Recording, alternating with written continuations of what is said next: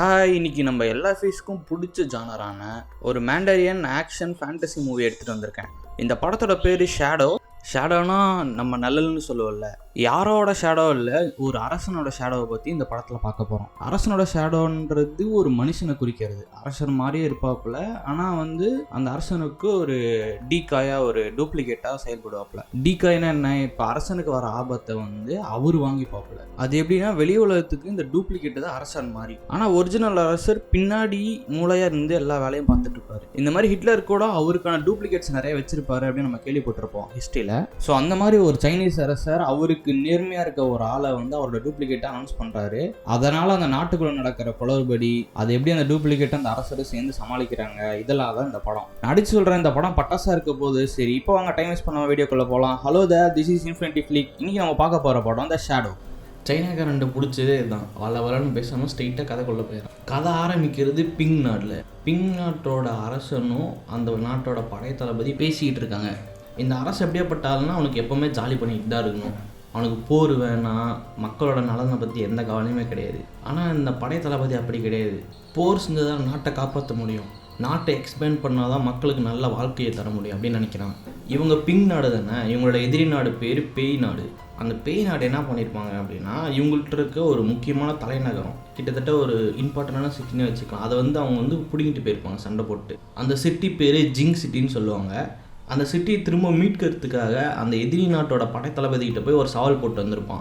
போர் வேணாம், படையெல்லாம் வேணாம், 2 பேர் ஒத்தை அடிச்சுக்கலாம், யார் ஜெயிக்கிறானோ அவனுக்கு அந்த சிட்டி சொந்தம் அப்படின்னு பேசிட்டு வந்திருப்பான். இதை தான் அவங்க அரசங்கிட்ட சொல்லிக்கிட்டு இருக்கான். ஆனால் அரசர் அதுக்கு ஒத்துக்க மாட்டார். ஏன்னா இவருக்கு தான் போரே பிடிக்காதுல்ல. பக்கத்தில் அரசரோட தங்கச்சியும் இந்த படை தளபதியோட ஒய்ஃபும் உட்காந்து அந்த நம்ம ஊர்லலாம் சோழி போட்டு பார்ப்பாங்களே, அந்த மாதிரி போட்டு பார்த்துட்ருக்காங்க. அதை பார்த்துட்டு படை தளபதியோட ஒய்ஃப் இளவரசிக்கிட்ட என்ன சொல்கிறான்னா, போர் ஒரு வேளை தொடங்கிருச்சுன்னா அந்த மழை ஆரம்பித்து 7வது நாளில் தான் நம்ம ஜெயிப்போம். அதனால் அதுக்கு முன்னாடி சண்டை போகிறது புத்திசாலித்தனம் கிடையாது. என்றைக்கு மழை ஆரம்பிக்கிறதோ அந்த டைமில் நம்ம ஃபைட் ஆரம்பிக்கணும் அப்படின்றான். இதை கேட்ட அரசன் படை தளபதிகிட்ட கேட்குறான், படை தளபதி இந்த சண்டையில் நீங்கள் ஜெயிக்க எவ்வளோ வாய்ப்பு இருக்குது? 10ல் 3% தான் இருக்குது ஆசரி அப்படின்றான். அப்போது தோக்க போகிறோன்னு தெரிஞ்சு ஒரு சண்டைக்கு நீங்கள் ஒத்துக்கிட்டு வந்திருக்கீங்க அதானே, இதனால் உங்களுக்கு பனிஷ்மெண்ட் கிடைக்க போகுது. அரசரை நீங்கள் எந்த பனிஷ்மெண்ட் கொடுத்தாலும் நான் அதை ஏற்றுக்க மாட்டேன் அப்படின்னு அவன் பொண்டாட்டி கூட்டிகிட்டு அந்த அரசரை விட்டே போயிடுறான்.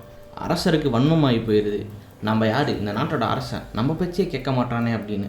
இருந்தாலும் இப்படி ஒரு சுச்சுவேஷன் கிரியேட் ஆயிடுச்சுல, இதை ஹேண்டில் பண்ணுறதுக்கு அரசன் ஒரு பிளான் பண்ணுறான். அதாவது இவனோட தங்கச்சியை பேய் நாட்டோட படை தளபதியோட பையனுக்கு கட்டித்தரதா சம்மதம் பேச சொல்லி அந்த அரசருக்கு நம்பிக்கையாக இருக்க ஒரு ஆள்கிட்ட போய் செய்தி கேட்டு வர சொல்லி அனுப்பிச்சிடுறான். இப்போ படை தளபதியோட மனைவி இருக்கால, அவள் ஏதோ ஒரு சீக்ரெட்டான குகைக்குள்ளே போகிற மாதிரி இருக்குது. இது அந்த அரண்மனைக்குள்ளே இருக்குது. உள்ளே போய் பார்த்தா படை தளபதியும் இன்னும் ஒரு வயசான ஆள் உட்காந்துருக்கான். என்னன்னு பார்த்தீங்கன்னா, இந்த வயசான ஆள் தான் உண்மையான பிங் நாட்டோட படை தளபதி. இவன் யாருன்னா, இந்த நாட்டோட படை தளபதி மாதிரி நடிச்சுக்கிட்டு இருப்பான். படை தளபதி தான் இப்படியாப்பட்ட ஆளை உருவாக்கியிருப்பார். ஏன்னா அவரோட உயிருக்கு ரொம்ப அச்சுறுத்தல் இருக்கும் இந்த நாட்டுக்குள்ளேயும் வெளிநாட்டுக்குள்ளேயும். அதனாலேயே இவன் இந்த ஆள் மாதிரி இருக்கான்னு சொல்லிட்டு இவனை தான் கண்டுபிடிச்சி எல்லா விதமான கலைகளையும் கற்றுக் கொடுத்து உருவாக்கிட்டு இருப்பார். உயிருக்கு அச்சுறுத்தல் இருக்குன்னு தெரிஞ்சு இவனுக்கு ஏன் இதை ஏற்றுக்கணும், என்ன தலைவிதின்னு பார்த்தீங்கன்னா, இவன் ஒரு அனாதையாக இருந்திருப்பான். இப்போ படத்தளபதி அவன்கிட்ட என்ன சொல்லிட்டு இருக்கான்னு பார்த்தீங்கன்னா, இவனோட அம்மாவை கண்டுபிடிச்சி வச்சுருக்கோம், அதுவும் ஜிங் சிட்டி இருக்குல்ல, அந்த எதிரி நாட்டோட கையில் இருக்குல்ல, அந்த சிட்டியில் இருக்க ஒரு இடத்துல தான் தங்க வச்சுருக்கேன், அந்த சிட்டியில் இருக்க என்னோட உளவாளிகளை பயன்படுத்தின்னு பேசிகிட்டு இருக்கான். ஒரிஜினல் படைத்தளபதிக்கு செஸ்ட்டில் காயமாயிருக்கும். அந்த காயம் எப்படி ஆச்சுன்னா, பேய் நாட்டோட படைத்தளபதியோட சண்டை போட்டிருப்பான் ஃபஸ்ட்டு. அந்த சண்டையில் தோத்தனால தான் ஜிங் சிட்டியே இவங்க இழந்துருந்துருப்பாங்க. அந்த சண்டையில் ஆன காயம்தான் அது. எல்லாமே ஒரே மாதிரி இருக்குது, ஆனால் இந்த காயம் மட்டும் மிஸ் ஆகுதுல்ல, அதனால தான் அவரோட டூப்ளிகேட்டுக்கு அந்த காயத்தை ஏற்படுத்தி விட்டுருக்காரு செஸ்ட்டில்.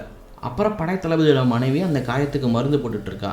இவன் 2 பேர்த்துக்கும் மனைவியாக நடிக்க வேண்டிய சுச்சுவேஷனில் இருப்பாள். ஆனால் அந்த வயசான ஆள் இருக்கான்ல, அவனோட உண்மையான ஒரிஜினல் ஒய்ஃப் தான் இவ.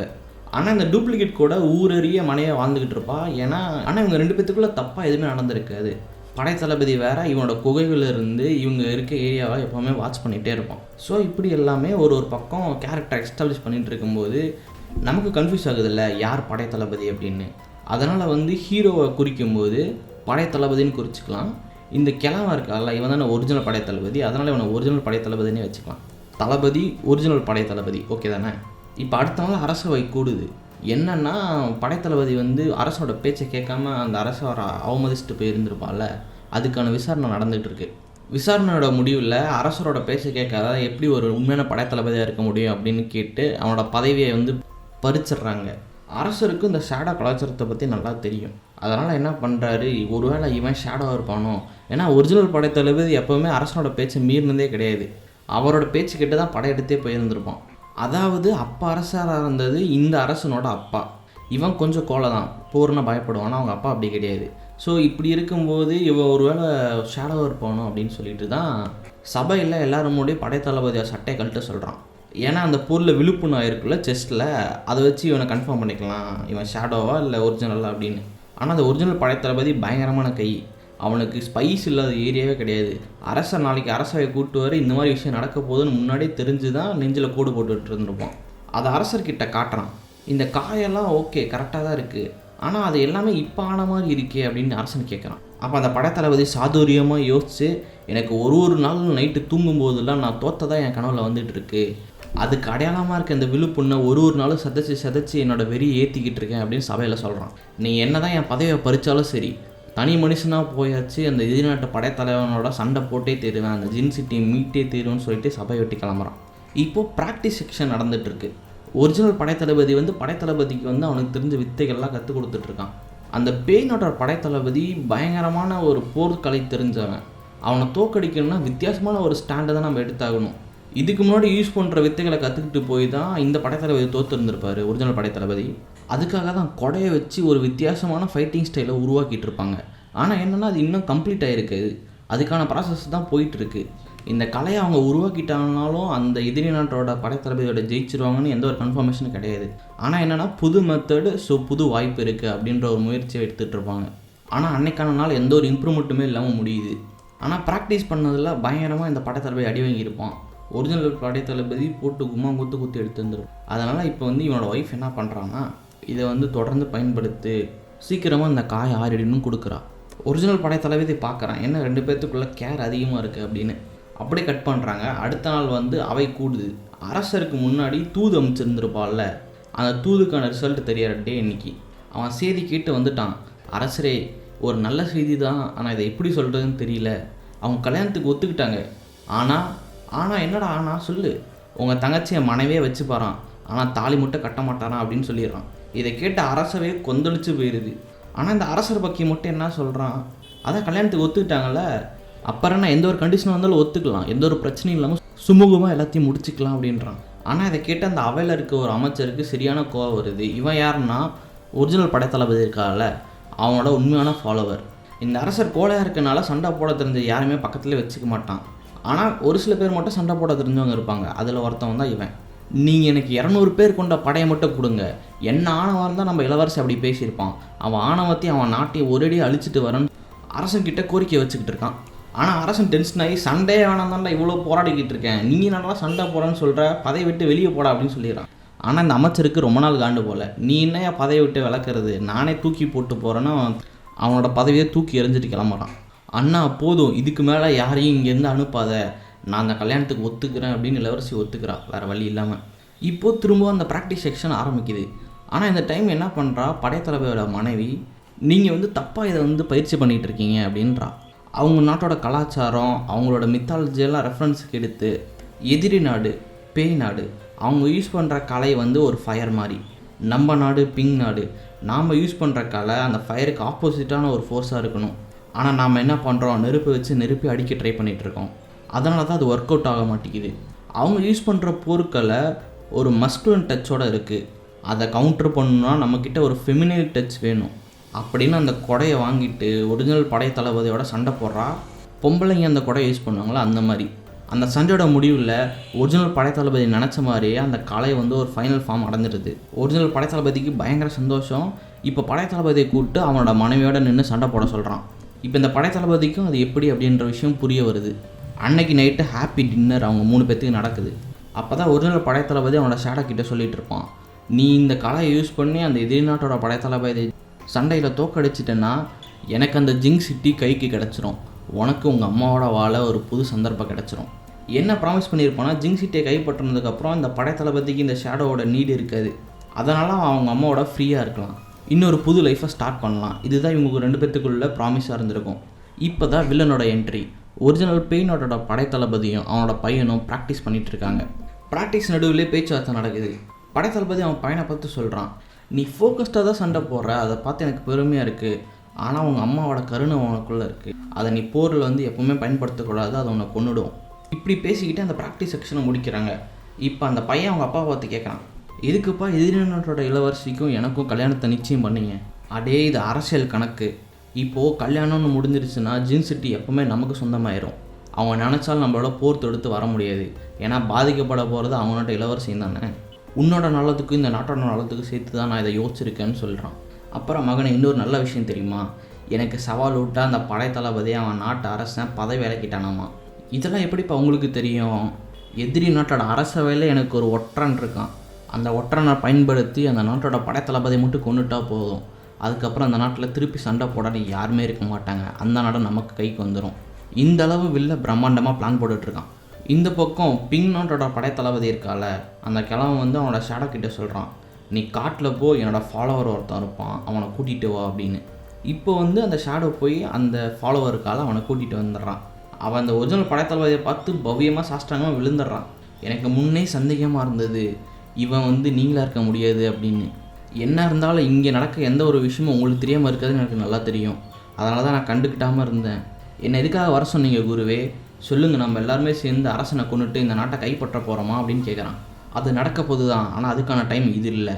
அதுக்கு முன்னாடி ஒரு முக்கியமான விஷயம் செய்ய வேண்டியது இருக்குது. ஜிங் சிட்டியை நம்ம கைப்பற்றணும். அதுக்கு அங்கே இருக்க படைத்தளபதியை நம்ம போட்டு தள்ளி ஆகணும். அதுக்கு எங்ககிட்ட ஒரு சிறப்பான ஒரு போர்க்கலை இருக்குது. அதை கற்றுத்தரத்துக்காக தான் உன்னை கூப்பிட்டேன்.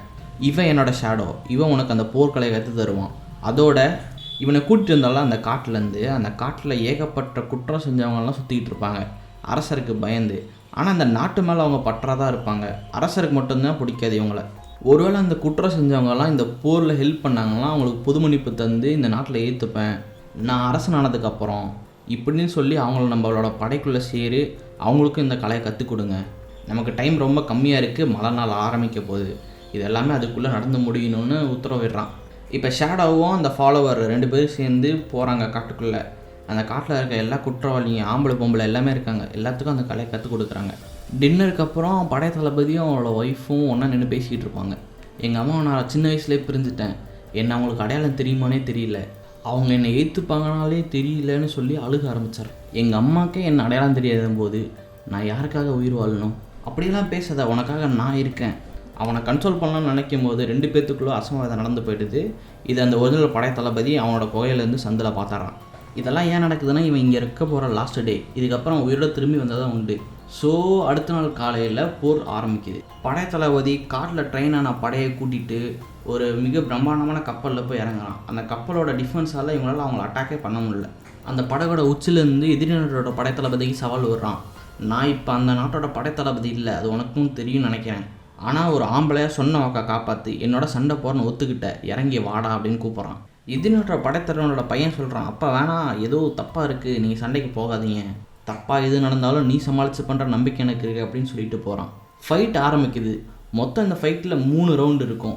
ஃபஸ்ட்டு 3 ரவுண்டுக்குள்ளே யாருக்கோ வெட்டு போட்டுருச்சுன்னா, யார் வெட்டு போட்டாங்களோ அவங்க ஜெயிச்சிருவாங்க.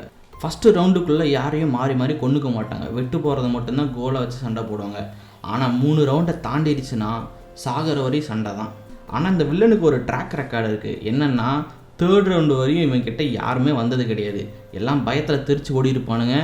இல்லைனா 3rd ரவுண்டுக்குள்ளே வில்ல ஒரு கிரிட்டிக்கலான இடத்துல வெட்டு போட்டு கொண்டுருவான். இப்படியாப்பட்ட சுச்சுவேஷனில் சண்டை ஆரம்பிக்குது. ஹீரோவோட கொடை கித்த விரிக்கிறான். பல போர்க்கலைகளை பார்த்த வில்லனுக்கு இது ஏதோ வித்தியாசமான கலைன்னு ஆச்சரியப்படுறான். சண்டை ஆரம்பிக்குது. இப்போ அந்த கப்பல்லேருந்து ஆளுங்கள்லாம் தண்ணியில் குதிக்கிறாங்க. இந்த தண்ணி தான் வந்து ஜிங் சிட்டியில் போய் கனெக்ட் ஆகும். இந்த சண்டை நடக்கிறது ஜிங் சிட்டிக்கு பக்கத்தில் தான். தண்ணியில் குதிக்கிற ஆளுங்களை யார் லீட் பண்ணுறா அப்படின்னு பார்த்தீங்கன்னா, அந்த ஒரிஜினல் படைத்தளபதியோட ஃபாலோவர் ஒருத்தர் இருப்பால, அவன் தான் லீட் பண்ணிகிட்டு இருப்பான். குதிக்கிற ஆளுங்கள்லாம் நோட் பண்ணிகிட்டே இருக்கான். அவன் பார்த்தா அந்த நாட்டோட இளவரசி இருக்கா, அவ்வளோ குதிச்சிட்றா தண்ணியில். இளவரசி இருங்கன்னும் போது குதிச்சிட்றா. இவளுக்கும் அந்த கல்யாணத்துக்கு வேண்டாம் இருப்பாதானே ஒத்துக்கிட்டு இருந்திருப்பா. ஆக்சுவலாக அது ஒரு கல்யாணமே இல்லை. இருந்தாலும் நம்ம அதை கல்யாணம்னு கன்சிடர் பண்ணிக்கிட்டாலும் மாப்பிள்ளை இல்லாமல் எப்படி கல்யாணம் நடக்கும்? அந்த பிளானுக்காக தான் வந்திருக்காங்க. எல்லோரும் நீந்தி போய் ஜிங் சிட்டியில் தரையிறங்கிடுறாங்க. அவங்க போட்ட சூட்டெல்லாம் கழட்டி போட்டுட்டு சண்டைக்கு ரெடியாகிறாங்க. எல்லாருமே ஹீரோ விரிக்கிற சேம் டைம்னு அந்த கொடையை விரித்து, இந்த பக்கம் படை தளபதிக்கு நடுவில் 2 பேருக்கு சண்டை நடந்துகிட்ருக்குல்ல, அதில் ஃபஸ்ட் ரவுண்ட் முடிஞ்சிருக்கும். அதில் ஷேடோ தான் ஜெயிச்சிருந்துருப்பான். ஏன்னா வில்லனுக்கு இந்த போர்க்களை புதுசு இல்லை, அதனால் லைட்டாக தடுமாறி இருப்பான். அதை யூஸ் பண்ணி ஹீரோ ஜெயிச்சிருப்பான். 2nd ரவுண்டு நடக்குது. ஹீரோ எவ்வளோ சமாளித்தாலும் வில்லனோட அட்டாக்கால் அவன்கிட்ட வந்து தப்பிக்க முடியல. செகண்ட் ரவுண்டில் வில்லை வந்து ஸ்க்ராட்ச் போட்டுறான் ஷேடோ மேலே. வில்லன் சொல்லிக்கிட்டே ஆரம்பிக்கிறான், இதுவரை யாருமே செகண்ட் ரவுண்டை தாண்டினது கிடையாது, நீ தேர்ட் ரவுண்டுக்குள்ளே வந்திருக்க, இதை தாண்டக்கூடாதுன்னு வேண்டிக்கோ இப்படின்னு சொல்லி தேர்ட் ரவுண்டை ஆரம்பிக்கிறான். இந்த பக்கம் அந்த படை வீரர்கள்லாம் கொடையை விரிச்சிருந்துருப்பாங்கள்ல, அவங்களாம் பயங்கர டாக்டிக்காக அந்த சிட்டிக்குள்ளே நுழையிறாங்க. கீழேயும் ஒரு கொடையை ஓப்பன் பண்ணியிருப்பாங்க, மேலேயும் ஒரு கொடையை ஓப்பன் பண்ணியிருப்பாங்க. இது மழை காலனால அந்த கொடை வந்து ஈஸியாக ஸ்லைட் ஆகிட்டு போயிடும். அதோட பக்கத்தில் இருக்க மூங்கில யூஸ் பண்ணி ஸ்லிங் ஷாட் மாதிரி அடிப்பாங்க. இது வந்து ஒரு பயங்கர டிஃபென்ஸாக இருக்கும். அதுவும் இல்லாமல் இவங்க உள்ளே இருந்து அம்புகளையும் விடுவாங்க. இவங்க சுற்றிக்கிட்டே இருக்கனால எதிரி நாட்டோட படை வீரர்களுக்கு இவங்களை குறி வச்சு விடுறது ரொம்ப சிரமமாயிரும். ஆனால் இவங்க ரொம்ப ஈஸி, எல்லார் மேலேயும் உள்ளே இருந்து அம்பு விட்டு கொண்டுடுவாங்க. டேமேஜ் 2 பக்கமும் இருந்தாலும் ஒரு வழியாக டிஃபென்ஸை தாண்டி உள்ளே நுழைஞ்சிருவாங்க பிங் நாட்டோட படை வீரர்கள். இந்த டிஃபென்ஸ் பிரேக் ஆனதுக்கப்புறம் தான் தெரியுது பேய் நாட்டோட படை தளபதியோட பையனுக்கே எனிமீஸ் வந்து உள்ளே வந்துட்டாங்கன்னு. அப்புறம் அவனே களத்துக்கு இறங்கி வந்து சண்டை போட ஆரம்பிக்கிறான். அவனும் கொஞ்சம் படை வீரர்களை கூட்டிகிட்டு வந்திருப்பான்.